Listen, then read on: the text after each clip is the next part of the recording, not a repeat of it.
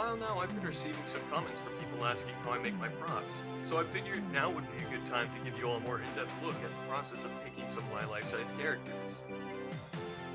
To start this series off, I figured I'd begin with Freddy, since, you know, he's the namesake of the franchise.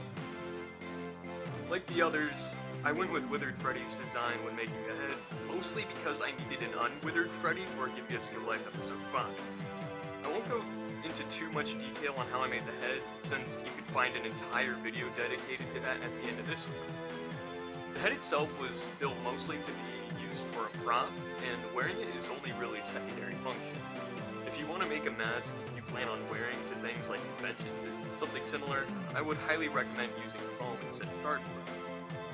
As, you know, cardboard not only can warp when in moisture, but can also grow mold if it's being constantly worn for prolonged periods from stuff like sweat and stuff.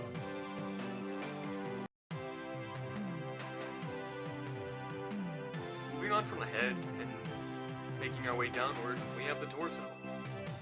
Thanks to my extremely low budget when making these characters, the frame of the torso is literally just a chip box that I rounded out the corners on, and that's stacked on top of an old shoebox.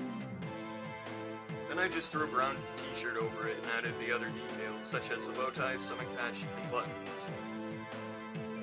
For the arms, I started by stuffing the sleeve of the t-shirt with old shirts I don't wear anymore.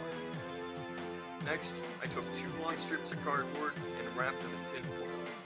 In order to keep the arm from falling off the torso, I took a strip of paracord and threaded it through one arm on the torso, then the other arm.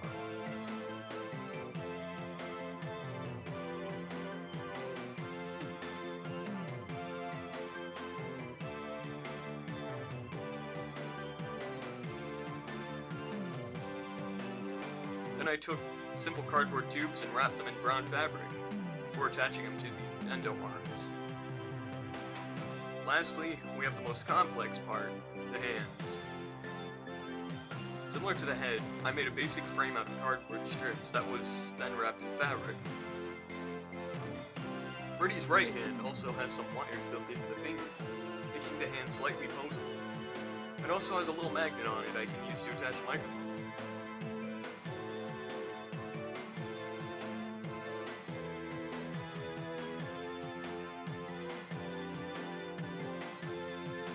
Fun fact, a single hand takes me an hour and a half to make. And finally, we have the most basic parts, the legs. The pelvis is simple enough to make, since it's just a small box I cut a couple pieces out of. Then I just wrapped them in brown fabric.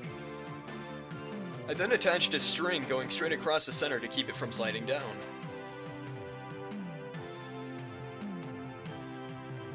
The legs themselves are made of large tubes stacked on top of each other, covered in brown and black fabric. The reason why they're made of 2 tubes is simply so I could separate them for easier storage. Freddy has no feet, since you never really get to see him on camera, so it'd be a bit of a waste of time to make him.